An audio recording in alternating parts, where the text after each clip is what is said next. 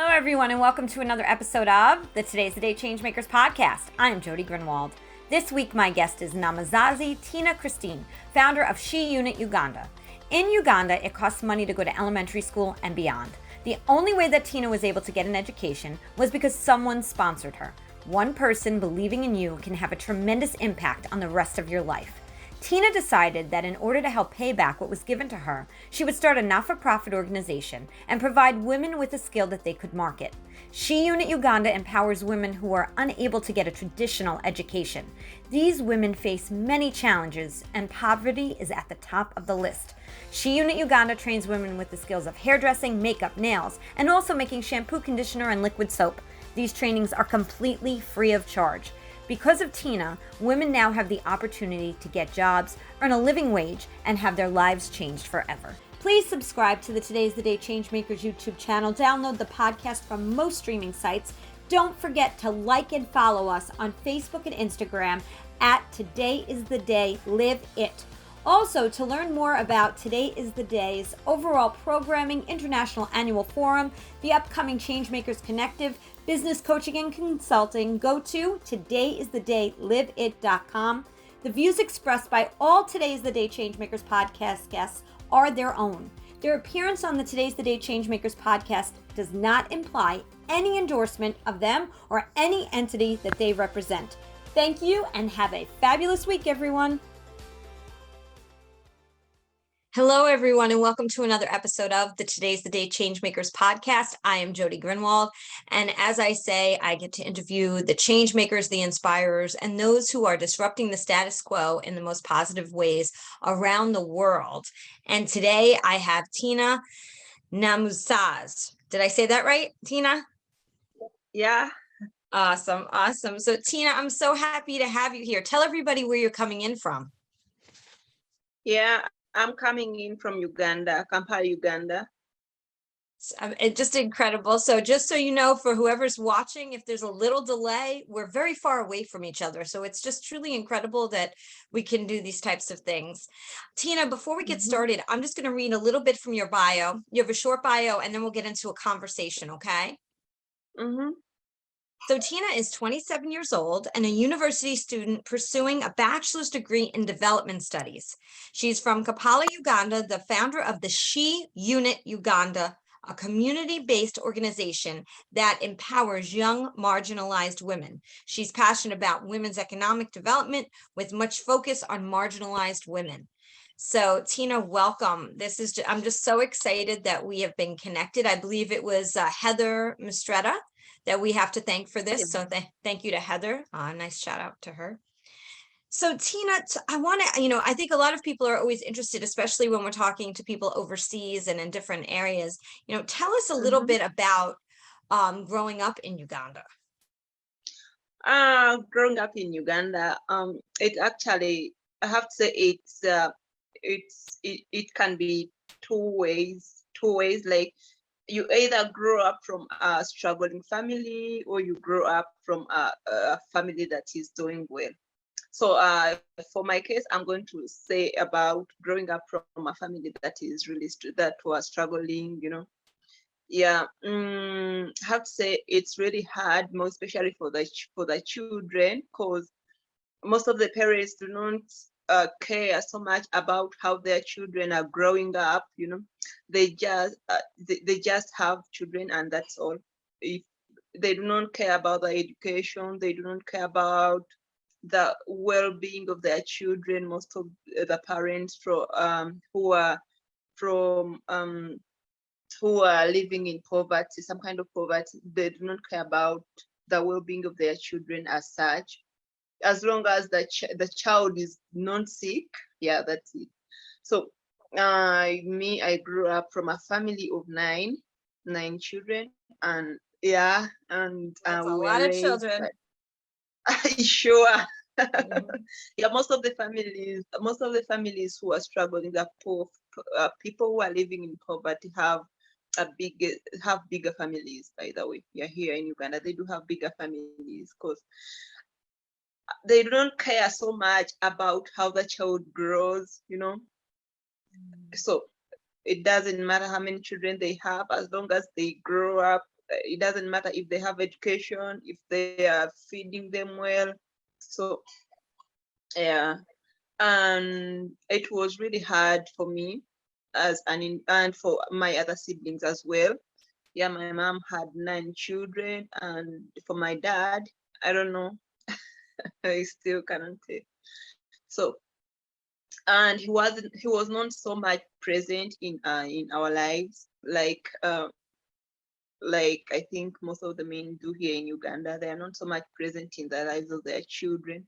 So it was always my mom trying to figure out what we're going to eat, trying to figure out how we dressed, how the schools we go to, and her focus was so much on education, educating more, especially the girls. By the way, my mom was really so much interested in educating the girls, and she was not so much concerned about the boys. So yeah, that's why most of them didn't go further with their education, my brothers, but she was so much concerned about the girls. And Great. yeah, and for my case, in 2006, I was able to get a sponsor, some non-Christian, Catholic nun from German, and she started paying my school fees. That's how my life changed. But before her coming to the picture, it was really hard because growing up from a family that is big and not doing financially well, you could wake up, bathe and dress up, go to school, not get breakfast. We couldn't do breakfast, and my mom couldn't use not to pay lunch at school and breakfast. So you wake up, dress up, go to school, and have to stay there from. We could get to school at around 8 a.m. and then you could leave at 5 p.m. So remember, this child we've not eaten from morning to evening. Yeah. So And the school didn't feed you? you have to pay for it. If they are feed, you have to pay for it. So if you didn't pay, then nobody cares. Just go to school, attend the classes, and then go home. So we could usually go home looking forward to having a meal at around, and you could get home at around 6 because there was also some distance. You have to walk from school to home and then have something to eat. Yeah, most of the children here are having the stomach ulcers. Me, I had them when I was young. Yeah. So, and that's What did you, I'm exactly sorry, it. Tina, sorry to interrupt you. What did you say you had when you were young? Ulcers, the stomach ulcers, yeah. And I'm sure most of the children who are growing up like that, they end up with that kind of sicknesses. So yeah, and yeah, we could just juggle things like that. And by the way, we had some rich kids from school, and for them they could afford breakfast, they could afford lunch, and maybe sometimes they could share with you and all that. So yeah. That's good. So did that happen once in a while? The kids that were a little bit more wealthy would share? Yeah, they could share once in a while. Yeah. But with time, like, we're used to the situation because the thing starts when you're young. So you grow up, like, when you're used to eat, you're used to waking up, no breakfast, just taking a shower and then go to school. Then from there, um after school, you walk home and then have something to eat. So yeah, and my mother didn't do that kind of packing. Of course, there was nothing to pack for us. So as long as she could afford school fees, that's it. Any other thing, she didn't care about any other thing. So what a difficult decision, right? Send your child to school so that they could be educated and grow and yeah, learn and do something, or feed them. And that's wow, that's a lot. And she was basically, sounds like she was a single mom with 9 kids because she didn't really have your dad. You didn't really have your dad there. Yeah. Go ahead. I'm sorry, I interrupted you before. It's okay. So yeah, I'm sure it was also hard for her, like watching your children going to school on an empty stomach, and you very much know they're going to spend the whole day out there not eating anything. Yeah, it was hard for her. Wow. But yeah. So in 2006, I got a sponsor, and that sponsor started paying my school fees, and she paid lunch at school, and so life changed just like that. For yeah, and my sponsor was only sponsoring only one child in a family. She couldn't sponsor all the family members, so I was the one she chose, and so yeah. So now, how come she chose you? I'm going to ask you 2 questions. How come she chose you, and how did she find you? No, so my mom got to know about her through a friend. So yeah, a friend, she had gone to visit a friend, and a friend told her about a certain nun that is helping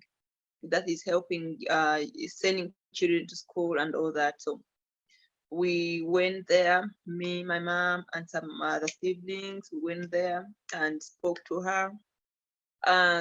Like she was okay. There were very many people who could go to her, and very many families were going to her for support. Of course, helping one family or helping more than 2 children in a family, it could somehow limit the chances of other families benefiting from the program. So yeah, she chose she could help one child per family.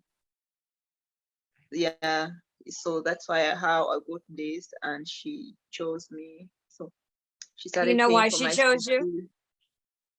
Actually, I think yeah, like I was young, but when we communicated, remember my mom used to struggle. Like she wanted us to go to good schools.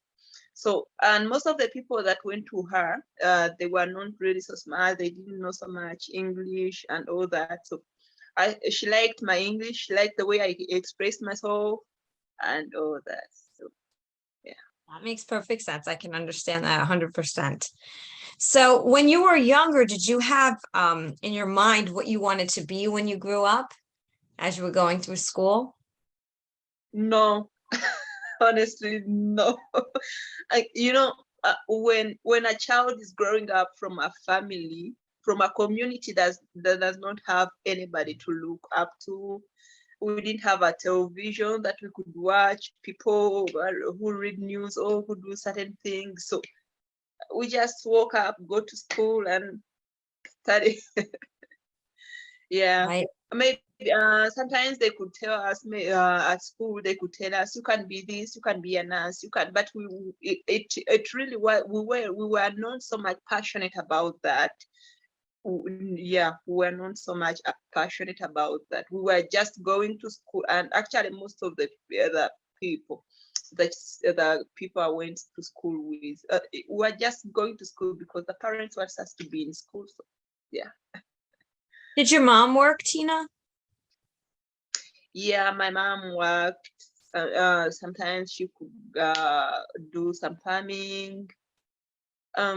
She used to work, more especially farming, cultivating people's land and all that. So, yeah.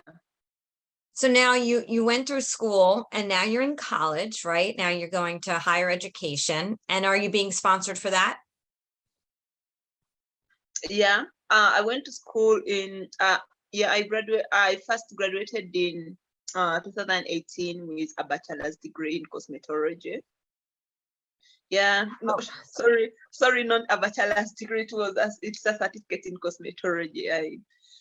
I graduated with a certificate in cosmetology in 2018. Yeah, yeah. So, but again, it was kind of sponsored by the Reverend Sister. But by then I had left, yeah, she could give me some small amount, and then I could top up. Because when it was like this, when you get to high school, you had to sit for 2 years before doing any course.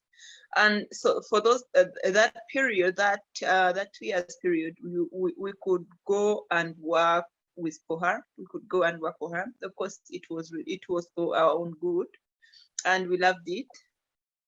Yeah, so yeah, we could go and work for her.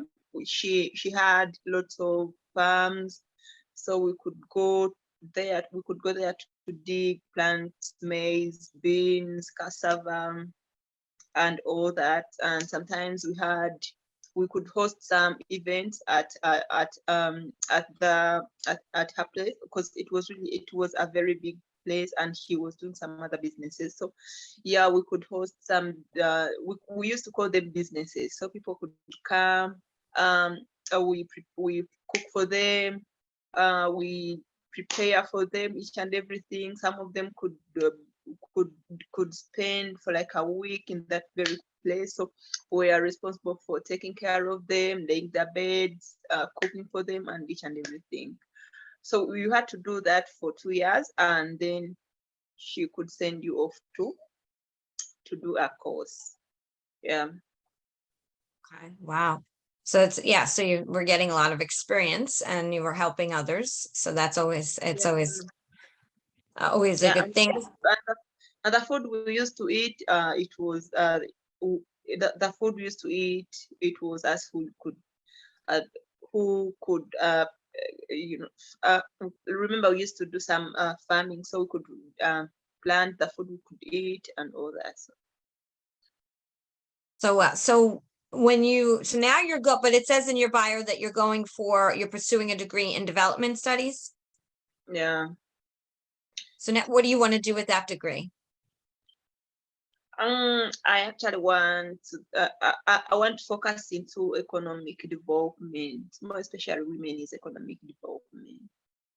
And I feel that's the good course that I'm doing, because so far I'm seeing how it's going, and it's so much in line with what I want.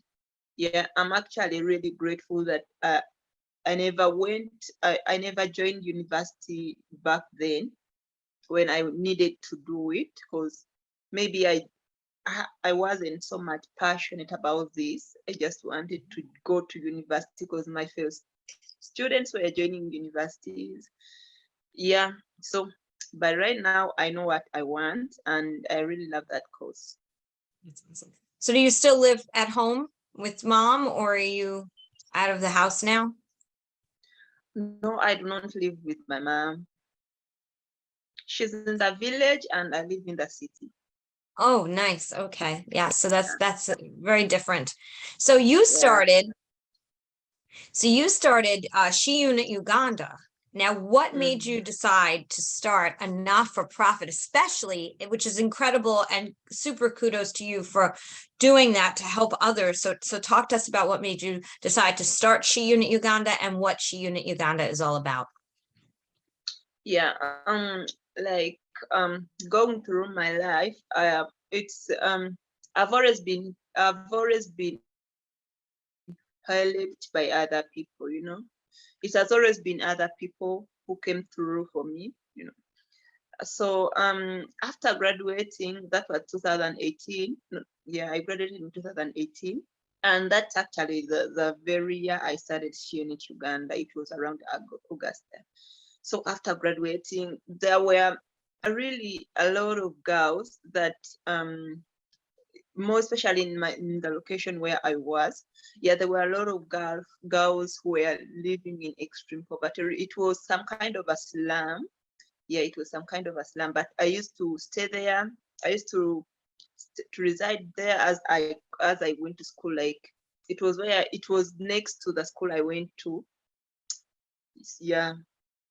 So, and also I've always remembered how my mom was struggling to raise the 9 children without a stable income, you know. Yeah, sometimes I could think maybe if she had a decent job. I felt that maybe life would have been a bit easier for us, maybe. So, and I've always blamed that for the fact that my mom didn't have a stable and decent job. So yeah, after graduating with my certificate in cosmetology, I felt like, okay, I'm going to use the skills I have. Of course, I believe I didn't pay for the skills that I'm having. I didn't pay for the skills. Someone paid for them. So yeah. So since I didn't pay for anything I have, I didn't pay for the education I got. I didn't pay for, not even my parents did. Yeah. So I felt maybe God wants me to give out these skills for free, because it was a bit expensive for the cosmetology course was a bit expensive. And trust me, there are so many girls who cannot afford that kind of training. Yeah, it might look like some kind of a small achievement, but they are, some people might say a certificate in cosmetology. No. So yeah, there are so many girls who cannot afford that small certificate. And when I speak about the girls, sometimes most of them are okay. Me in our group, the people we engage with are girls from 15 to 30 years.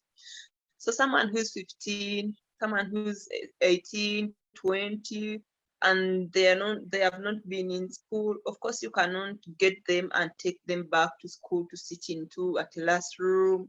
Sometimes, okay, they might do it, but it might not interest them so much. Yeah, and of course, catching for someone who's 15 and above, catching up, trying to understand what the teacher is speaking. Most of them don't even know English, and learning English requires sometimes requires learning it from childhood, or it takes a lot of time. Yeah, so I felt my skills I have, could change someone's life, and I wanted to give them for free, to give the skills for free to the girls, because I didn't pay for the skills, and of course I have them, and giving them to them free of charge, it's not going to cost me anything, so that's how I started Unit Uganda. And I felt like no woman should go through that struggle of raising the child when you do not even have a stable source of income, and also no child deserves to go to school on an empty stomach. And and then sometimes we even you go to school on an empty stomach, and then you come back home and the food is just like this. You cannot even get satisfied. Yeah. No. And it sounds so hard, and what you've done and to try to help women and children is just beautiful and incredible. And that you said, well, I was given this gift, so let me regift it to other people so that they can thrive as well. Pam 10 is a leader in IT enterprise solutions and staffing. They are driven to transform their clients' business performances. They do this every day by providing their clients with the best services and products like BizLego, an online community platform, and Colear, a unique learning management system. They also transform the lives of women and children through their associated nonprofits, SheTech, which supports women in and joining the technology field, and Softkin, support organization for kids in need. Pam 10, technology for social good. Go to pam10.com for more information. So you started a nonprofit. This is a nonprofit organization. Yeah. So how did you start that process? Because that in itself is a tough process. Yeah. So I started a process after realizing what I wanted to do. I got a kiosk. We call them kiosks, but they are we could say a container. There are some kind of containers, those they park by the roadside. Yeah, so I got one, and I had a friend from the US. This friend sent me, uh, I think it was around 150 USD. Yeah, so I bought, I paid some rent because the containers, by then they were a bit cheaper. But you have to, we used to worry about safety. They were not so safe. But anyway, sorry. No, Yeah, you're so fine. we rented one, and I started. I bought some braids, some chairs, and then yeah, that's when I started. And after some times, I registered the organization. And in the process of registering the organization, I met a friend um called Mr. Cliff Loriot. He's from the United States in North Carolina. Yeah, so we were speaking. I told him about what I want to do and what I was already doing. So yeah, he really liked it, and he started supporting our project. Yeah, and he paid for some rent. We rented a small building. We shifted from the container to a building. We bought some dryers, some sinks. Actually, we bought one dryer. We bought a sink. We didn't have a sink by then, so we bought a sink. We bought some mirrors.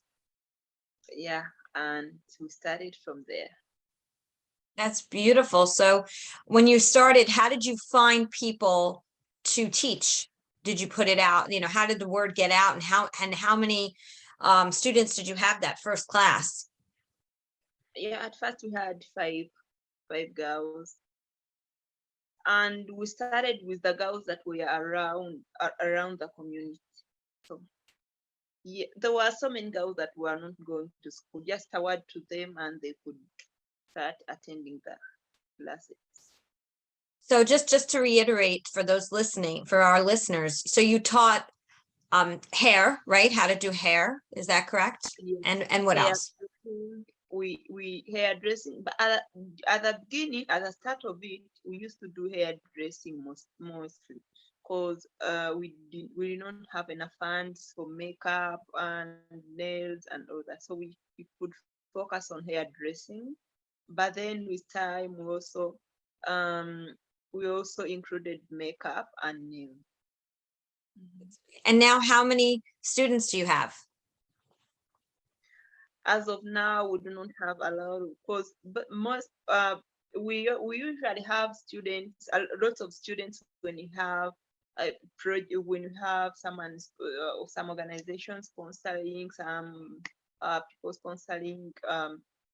But of now, we have around 15, because those are the ones we can afford, just, you know.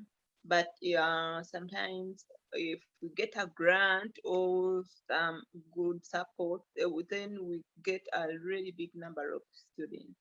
So last year we had some outreach projects. Last year, some organization, A Chance in Life, was sponsoring. Yeah. So we had some outreach projects. We had girls from our training facilities. There were around 50 girls. So yeah. So you're relying on grants and funding in order to create these classes. Yeah. Yeah. So how do people find you if they're interested in providing support for this program? How do that, where can they find you? Yeah, we have a website. They can reach us to our website. It's www.unituganda.org. And they can also email us at unituganda@gmail.com. Yeah. SheUnitUganda@gmail.com. Yeah. Okay. And so right now the program isn't running. You don't have girls in the program right now? Yeah, we do have girls in the program, but we do not have a big number like we Ah, always. Yeah. Okay. No, I listen, you know what, the way I see it, and it's just my opinion, but if you have one person that you're helping, or five, you're helping. And that's what matters the most. And it's difficult to get funding. I'm a CEO of a nonprofit as well. It's not easy. So, one at a time, 10 at a time, 50 at a time, you're still making a difference no matter what, Tinah. So that's wonderful what you're doing. And I want to make sure people, go to your website and they find you, because the program is important. We need to remember that those who are working and learning can then go out and make money so that they can support their families and feed their children. And that's very important. Very, very important. What is your ultimate goal with the program? Sorry? What is your ultimate goal with the program? I didn't get that question. Oh, sorry. What is your ultimate goal with the program? Like, what would you like to see happen with the program in 5 years? Oh, yeah, I would like to actually include some more other some more other activities like fashion and design, catering. Like I want these girls to have a lot of options, to have options to choose from, Yeah.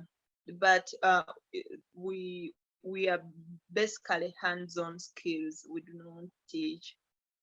We do not give them notes or what. It's just hands-on, because most of these girls do not know how to read and write, so there is no way you can give them notes. It's just kids. And then, yeah, so in 5 years I want these girls to have lots of options to choose from. Like when they come to She Unit, they can choose either to do fashion and design, they can choose to do catering, they can choose to do hairdressing. Yeah. Right now, currently, how long does your program go for? So if you have somebody new starting, how many, is it a week? Is it 10 weeks? How long is the program for a student? For 5 months. Yeah. Yeah, 5 See, months. so that's very important for our listeners to know. So this is a program that Tinah created that really helps women, and it runs for 5 months. So they're getting a lot of education. And like you said, there's no reading, there's no writing, Yeah. everything is hands-on. Yeah. So what were some of the challenges that you faced along the way in creating this program? Besides funding, we know funding is always going to be the top thing. Is there anything else? Yeah, we faced some challenges of safety. Sometimes the environment is not safe. So, and the girls themselves, they steal the material. Yeah, they do steal the material. So, but again, we try to solve that. Yeah. It's, and what's incredible is your determination to, on the other side, make sure that you can still make this happen. So now, are you working in any other position or role or job while you're doing this at the same time? Right now, like I also do hairdressing, as like I pay people for money. Yeah. That's even better, because you're showcasing to the girls that there is a real way to make money from what you're teaching them, right? So you're setting such a fabulous example of that. And you went to cosmetology school to learn it, and you're teaching it. So now you're actually putting it into action. So that's wonderful. Yeah. Tinah. Do you like living in the city? Yeah, I do. I grew up loving to live in the city, and yeah, I do. That's awesome. So before I ask you the last question that I ask everybody on the podcast, is there anything you want the listeners to know before we end the podcast and I ask you that last question? I want the listeners to know that empowering women is really, really important. Most especially the marginalized women who are living in poverty, absolute poverty. Most of these women do not get the opportunities like the people who are well off get. So it's really hard for them to survive. And if we do not help them, if we do not support them, it's really going to affect their children and their grandchildren and all that. So it's like they're going to be living in the vicious, that they're going to experience that vicious cycle of poverty. Like if the mom is suffering, if the mom grew up in poverty, the children are growing up in poverty. They're also going to have children who are going to grow up in poverty, and just like that. And that is such a good message, and such an important message. It doesn't matter where you live. That's the one thing about this podcast. We are all human beings. Doesn't matter what boundaries, what borders, where we're from. We're all human beings, and we need to take care of each other, right? So if this is a subject and topic for a listener that feels very passionate about, I hope you will go and look up She Unit Uganda and help and support Tinah as she works to try to help women find positions so that their children can eat and take lunch to school. It's a human right to be able to be fed, and not everybody knows how to make that happen. And so, if we all can help each other, we grow together, which I think is just so important. Tinah, my last question to you is, what is the footprint you're creating right now that you want to leave behind? Sorry? What is the footprint that you're creating right now that you want to leave behind? I actually want I want someone to make it in life, and like I want someone to at one point say that okay, I made it because someone helped me to do it.